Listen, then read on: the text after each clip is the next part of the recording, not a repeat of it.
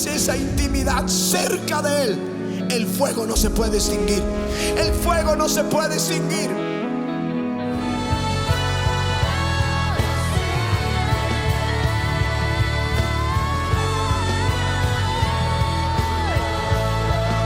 Doux murmure.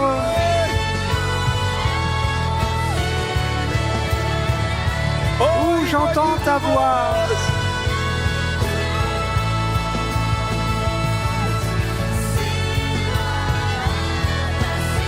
Doux murmure.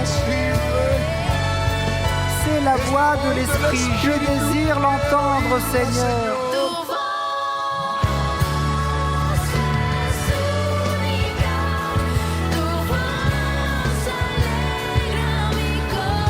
Je serai en sécurité à tes côtés. Mes nuits à tes côtés sont paisibles.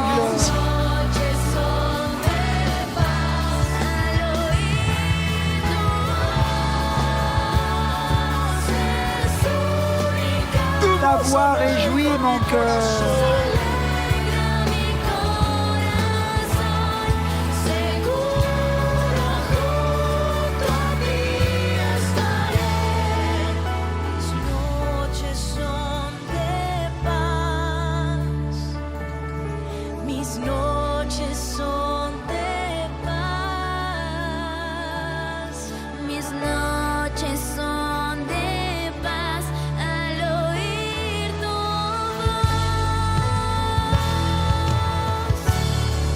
Merci Seigneur Jésus. Alléluia. Alléluia.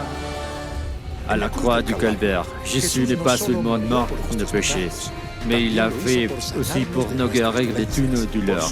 Par sa meurtrissure, nous avons été guéris. Jésus quitta ces lieux et vint près de la mer de Galilée, étant monté sur la montagne, il s'y assit. Alors s'approcha de lui une grande foule ayant avec elle des boiteux, des aveugles, des muets, des estropiés et beaucoup d'autres malades. On les mit aux pieds du Seigneur Jésus et il les guérit. En sorte que la foule était dans l'admiration de voir que les muets parlaient, que les estropiés étaient guéris, que les boiteux marchaient, que les aveugles voyaient. Et elle glorifiait le Dieu d'Israël. Amen et Amen. Comment un boiteux guérit-il? Il a besoin que ses jambes grandissent ou que sa taille s'aligne, ou peut-être qu'il n'avait pas de cheville. Quelle que soit la façon, le boiteux est guéri. Énorme et merveilleux miracle. Mais comme sa puissance n'a pas diminué, ni cessé, je veux te dire, élève ta foi. Élève-toi maintenant dans ta foi. Et tu vas dire au Seigneur, j'ai besoin de ce miracle, Seigneur. Je sais que tu peux le faire. Tu es le seul qui puisse faire des miracles. Tu es Seigneur, celui qui peut agir en moi, parce que pour toi, rien n'est impossible, mon roi. Depuis ce Lavaria en Argentine, je veux témoigner que mon fils Manuel a eu les oreillons et le Seigneur a fait l'œuvre. Et je veux aussi remercier le Seigneur parce qu'en cette période de pandémie, je n'ai jamais manqué de rien et il nous a bénis en tout, il nous a fait prospérer. J'avais dû calculer Renault du petit cailleux dans leur endroit, un des 5 et un des 8 mm. Une chirurgie était déjà programmée pour le mois de mars. La pasteur Patty, notre pasteur, il y a quelques semaines, à l'un des services, a donné une parole spécifique. Une personne évacuerait les pierres. J'ai pris cette parole comme une évidence en croyant le Seigneur. Et évidemment, lorsque je suis allé aux toilettes le matin, j'ai rejeté la première calcul des 5 mm. Et dans la soirée, j'ai rejeté l'autre petite pierre des 8 mm. Ce qui est miraculeux, c'est que j'ai laissé évacuer sans aucune douleur, sans brûle, sans gêne, sans saignement. L'urine était complètement claire. Quand l'horloge les a vus, il a été complètement surpris. J'ai donc toute la gloire au Seigneur. Ce matin, j'étais au collège virtuel et je ne pouvais pas étudier à cause de la douleur. Grâce au Seigneur, à mes pasteurs, je suis maintenant en bonne santé. Salutations de Puerto Rico. Je vais rendre gloire au Seigneur parce que le dimanche dernier, le Seigneur a donné une parole par l'intermédiaire de mon pasteur. Il a dit qu'il avait un genou. Les problèmes de genoux sont terminés pour quelqu'un. Tu peux maintenant lever les genoux. Bien haut. J'ai pris cette parole. Je l'ai déclarée sur ma vie. Et pour la gloire du Seigneur, aujourd'hui, je peux l'évangéliser en toute liberté parce qu'il m'a guéri. Le vendredi, quand le pasteur a donné la parole, que des colons étaient redressés, j'ai senti le feu du Saint-Esprit, je suis guéri, béni soit mon Dieu puissant. Alléluia! Allez, avivamiento, avec joie. Réjouis-toi là dans ta maison, applaudis, loue Jésus, car il fait de grandes choses.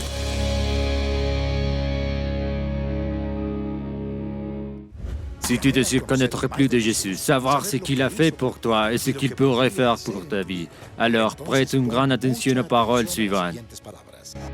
Parce que l'amour n'est pas une caractéristique qu'il a. L'amour est son essence. Dieu est amour.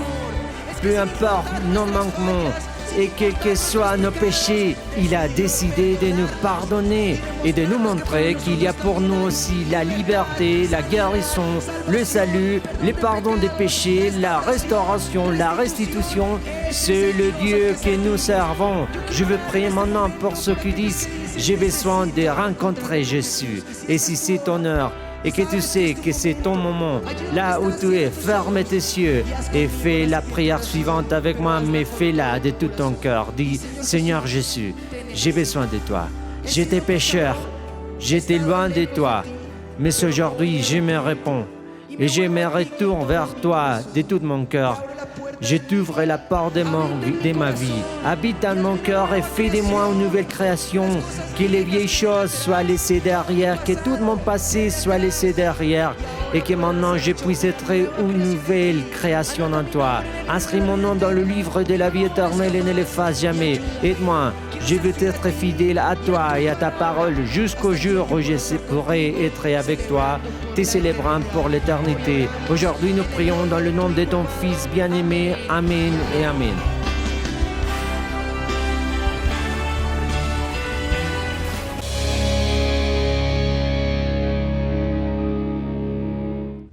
Dans ce qui suit, tu écouteras une puissante prédication qui est différée à ta vie et te donnera la conviction dans ton âme que le Seigneur combattra toujours pour toi. Ne te distrais pas, parce qu'une seule parole peut changer ta vie pour toujours. Avec vous, le pasteur Ricardo Rodriguez. Exode et chapitre 34.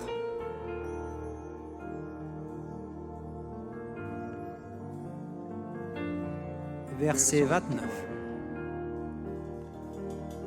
Moïse descendit de la montagne du Sinaï, ayant les 2 tables de témoignage dans sa main, en descendant de la montagne.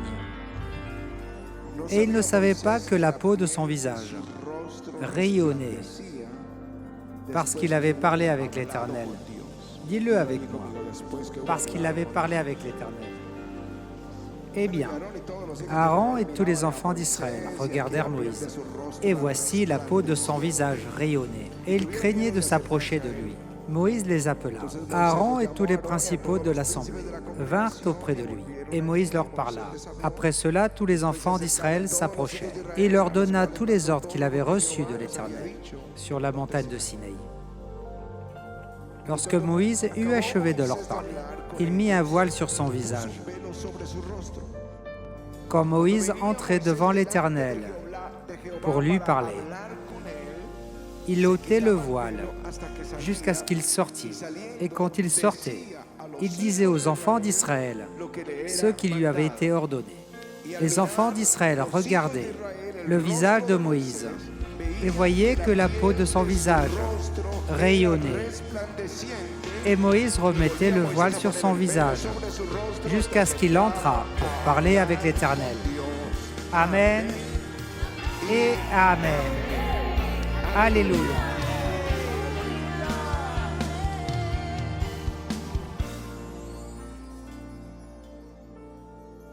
Charles Spurgeon, un homme de Dieu à Londres, le fameux tabernacle de Londres. Il a dit quelque chose, je crois, dont nous en avons besoin maintenant. Il disait, nous avons besoin d'hommes embrasés, remplis de feu, qui irradient le feu avec une chaleur si intense que nous ne pouvons pas nous approcher sans sentir que nos cœurs brûlent. Des hommes comme des éclairs lancés de la propre main de Dieu, détruisant tout ce qui se trouve sur son chemin jusqu'à atteindre son but. Des hommes animés par la toute-puissance. Alléluia. Alléluia. Et je veux mettre devant vous quelques exemples d'hommes ayant ces caractéristiques, dont Charles Spurgeon a déclaré « Nous avons besoin de tels hommes en ce moment. » Et je vous dis, nous avons besoin de femmes en ce moment, des jeunes en ce moment, des hommes, des personnes âgées, des enfants, ayant le feu dont nous ne pouvons pas nous approcher, sans que nos cœurs brûlent de passion pour Dieu. Alléluia.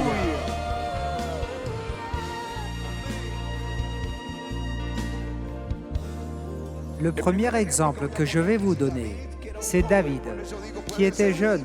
C'est pourquoi je vous dis, ce peut être un enfant. C'était un jeune homme, pour ainsi dire un enfant, quand il a été appelé par Samuel. Et la Bible dit, Samuel prit la corne d'huile, éloigné au milieu de ses frères. L'Esprit de l'Éternel saisit David. À partir de ce jour et dans la suite. Alléluia! C'était un enfant, ignoré par son père et ses frères. Il gardait les brebis. Samuel obligea son père à le ramener et l'a oint. Et l'Esprit Saint est venu sur lui. Quelqu'un savait déjà que Dieu était avec cet enfant qui gardait les brebis.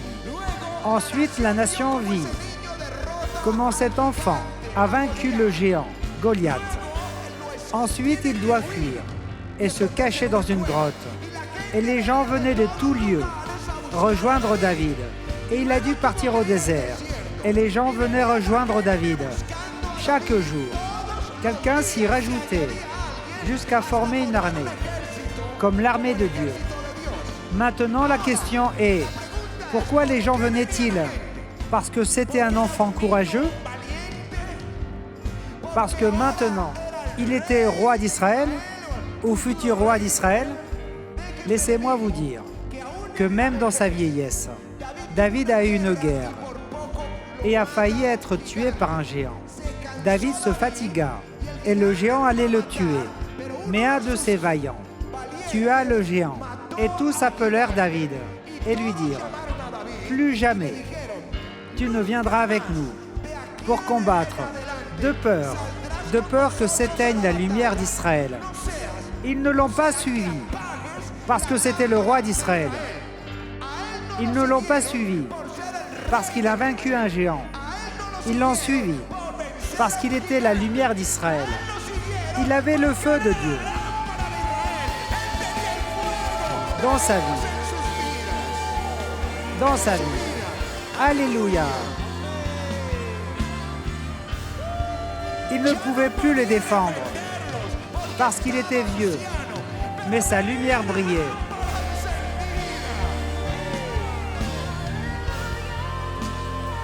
Alléluia. Charles Finney, en 1854, commença un réveil dans l'État de New York. J'ai oublié le nom de la ville. Utica. Nous y étions avec Patty, dans la même église où commença ce feu. Et ensuite, nous avons été dans la ville suivante. Elles étaient petites, de petites communes. Elles sont restées des petites communes, mais elles avaient le feu de Dieu. Lorsqu'il entrait dans une ville, dans une de ces petites villes, la ville était dans une telle agitation que personne ne comprenait. Les gens cessaient de se saluer. Ils marchaient dans la rue, tête baissée, affligés, avec une conviction de péché. Ils se sentaient sales, pécheurs. Personne ne leur avait rien dit, mais c'était ce qui était en train de se passer dans leur vie, à cause de la gloire de Dieu qui était sur Charles Finney. Et quand il venait le soir à la réunion, la gloire descendait et les gens commençaient à se repentir. Et ils retrouvaient la paix seulement lorsqu'ils se réconciliaient avec Dieu. C'était quelque chose d'incroyable. Une fois, il vint dans une ville. Je crois que c'était dans cette ville, qui s'appelle Roma, dans l'État de New York. Et la méchanceté était si grande que les gens se moquaient d'un homme qui était dans l'église, l'ancien de l'église, qui ouvrait les portes de l'église. Il lui avait donné un surnom, mais lui ne le savait pas. Charles Finney vint prêcher dans cette ville. Il se tint au pupitre et commença à prêcher sur le livre de la Genèse et le jugement de Dieu, sur Sodome et Gomorrhe. Et il commença à dire, Dieu va détruire cette ville. Il utilisait littéralement les paroles de la Bible, mais les gens ne savaient pas qu'il utilisait la Bible. Ils pensaient qu'il décrétait que Dieu allait détruire leur ville. Il dit, Dieu va détruire cette ville à cause de la méchanceté qui s'y trouve. Et seul le juste, Lot et sa famille, seront épargnés. Et ces gens se jetèrent à terre et pleuraient et criaient. Et ils disaient, mais ne craignez pas, ce n'est pas encore l'enfer. Mais eux continuaient à pleurer, s'agrippant à leur chaise. Ils demandaient miséricorde toute la nuit jusqu'au jour suivant. Il les a pris un par un, prêchant l'évangile. Ils priaient. Et quand ils priaient, ils donnaient leur vie à Jésus. Et la paix venait. Ensuite, il apprit que cette ville avait le surnom de Sodome. Et il se moquait du seul ancien qui avait la foi. Et il l'appelait Lot.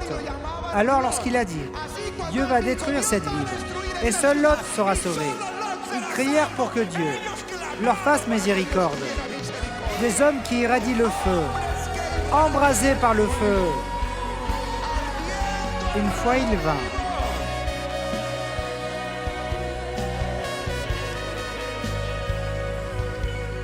Dans une usine,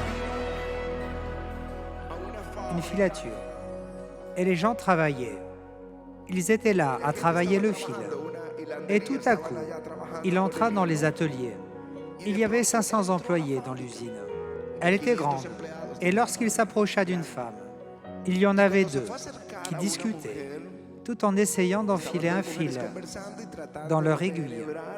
Il resta à les regarder, et elles commencèrent à trembler. Et l'une d'elles commença à trembler, jusqu'à ce qu'elle lâche son fil et commença à pleurer. Et ensuite l'autre, puis un autre, et un autre, jusqu'à ce que toute l'usine soit effondrée devant Dieu. Le propriétaire dit, il est nécessaire de prêter attention aujourd'hui à la religion. Et il arrêta le travail pour 3 semaines. Et ce groupe se convertit. Et cette ville entra dans un réveil. Alléluia! Alléluia! Nous avons besoin d'hommes embrasés par le feu, qui irradient le feu si intensément que nous ne puissions nous approcher d'eux sans que notre cœur brûle de passion pour Dieu. Alléluia! Le réveil dans notre cas a commencé avec cette repentance. Et moi, je ne suis pas prêt d'oublier la première réunion de pasteurs, parce que nous y sommes allés en tremblant avec Patty. Jamais nous n'avions ministré des pasteurs, et ça nous semblait quelque chose d'énorme. Et aujourd'hui encore, c'est une très grande responsabilité de se tenir devant les hommes de Dieu. Mais nous l'avons fait. Nous sommes allés prêcher là, à l'hôtel, où un petit déjeuner avait été préparé. Et la gloire descendit. Et ces hommes se traînaient à terre, pleurant. Ils pleuraient tous pour le feu.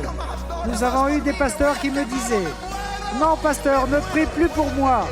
Je vais brûler ou mourir, je meurs. » Tu te rappelles au Chili, ils marchaient à 4 pattes, jusqu'à l'infirmerie, pour que la doctoresse, le docteur, l'examine parce qu'il était en train de mourir.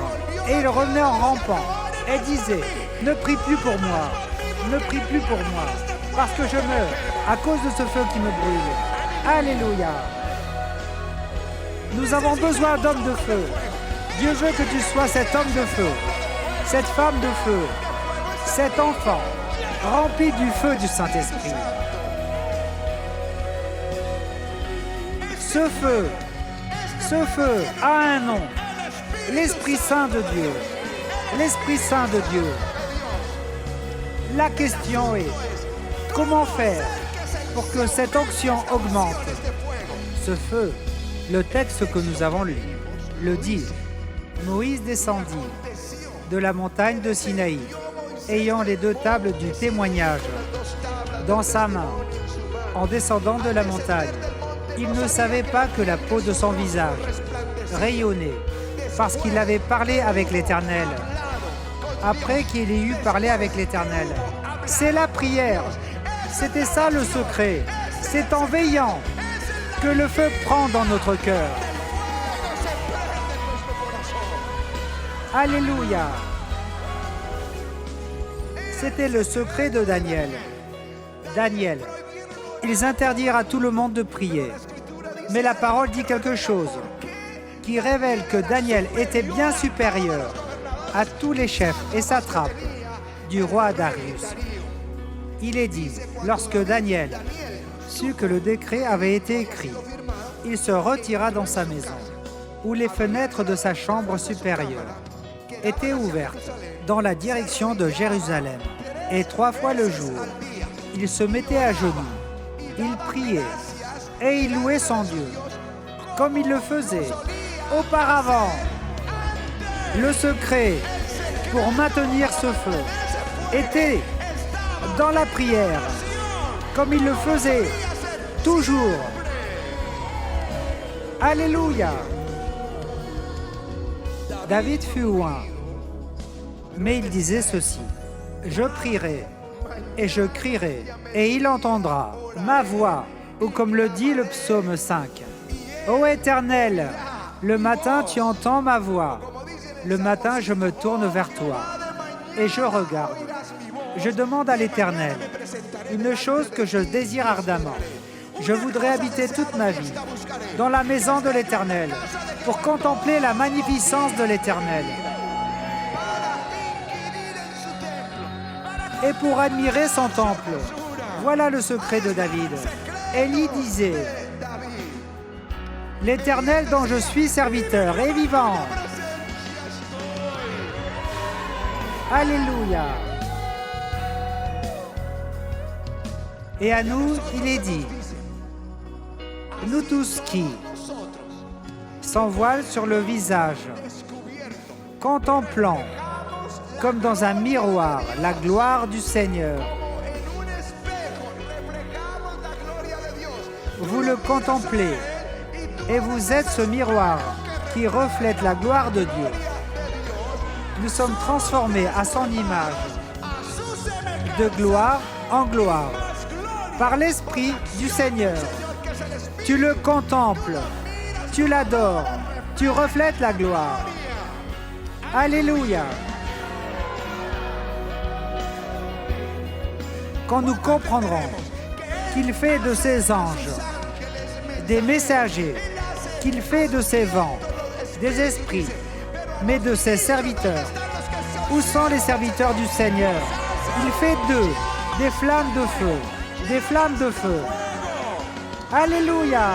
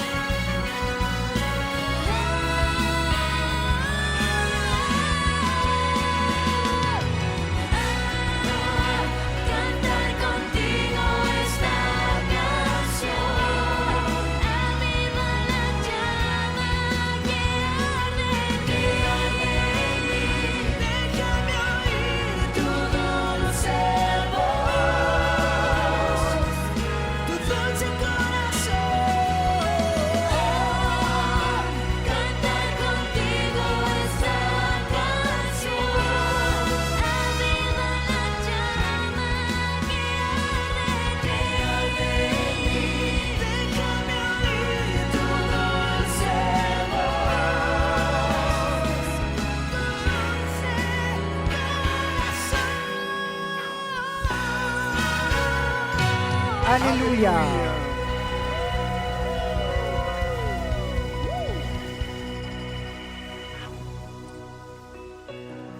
Un feu ou un réveil est semblable à un incendie. C'est semblable. Charles Finet disait qu'un réveil devait être aussi normal qu'une récolte. Et je crois qu'un réveil est comme un incendie. On a besoin d'un lieu sec. On a besoin d'une flamme embrasée. Je ne sais pas combien disent « Je veux être une flamme embrasée ». Et on a besoin d'un vent qui souffle sur cette flamme, qui est le Saint-Esprit. Mais nous voudrions pouvoir courir à l'autel et dire « Je veux ce feu ». Cette soif est celle que Dieu utilise pour amener un feu, pour apporter un réveil, un lieu sec, une flamme embrasée et un vent de l'Esprit soufflant sur nous. Pourquoi ne lèves-tu pas tes mains en disant « Seigneur, je veux être cette flamme embrasée ». Pourquoi ne dis-tu pas, Jésus, je veux être une flamme embrasée pour toi, dans le nom de Jésus. Al oír tu voz, una llama encendida, por ti yo soy.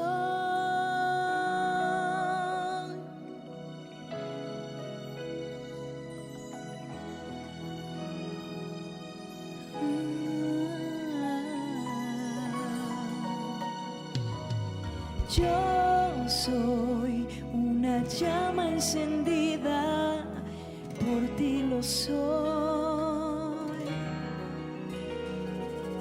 Yo soy una llama encendida, por ti lo soy.